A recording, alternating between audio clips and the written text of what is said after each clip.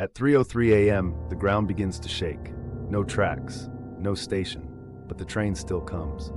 The first time I heard it, I thought it was thunder rolling across town, a low metallic rumble vibrating through the pavement outside my apartment. Then came the horn. Long, hollow, wrong. I stepped onto the empty street.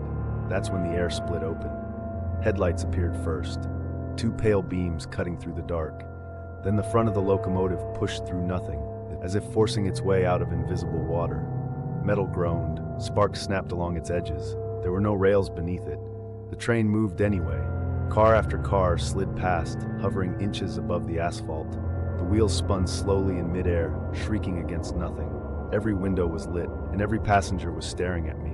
Their faces were pressed against the glass, too still, too pale. Skin stretched tight over bone, gray and thin like damp paper. Their eyes were wide and clouded, irises faded to a lifeless white. None of them blinked, not one. As the cars drifted by, I noticed their mouths, all slightly open, all frozen mid-breath. Fog gathered inside the windows, but it wasn't from warmth. It pulsed outward in slow waves, as though something inside the train was exhaling through them. One passenger moved, a man in a dark coat. His head turned a fraction too far, neck bending with a soft crack, his jaw slowly lowered. Not hinged properly, but unlatched.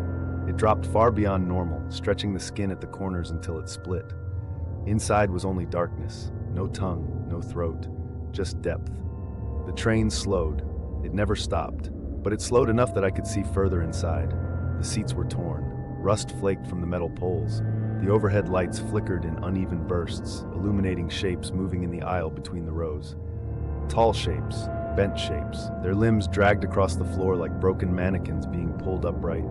The passengers' eyes followed me as the cars slid past. Every head turned in perfect synchronization. Tracking, counting. The final car approached. Its windows were darker than the rest. And in the reflection of the glass, I saw myself, standing inside, pressed against the window, my face pale, my eyes wide and clouded white, my mouth slightly open. The horn blasted again, louder this time, rattling my ribs. The train accelerated. Metal screeched as it tore back into the empty air it came from. The headlights vanished. The rumble faded. The street was silent. No tracks, no marks, just the faint smell of rust lingering in the cold air. Now every night at 3:03 a.m., I wake up to the sound of distant wheels turning. And sometimes, in the reflection of my bedroom window, I see rows of pale faces behind me, waiting for the train to slow down again.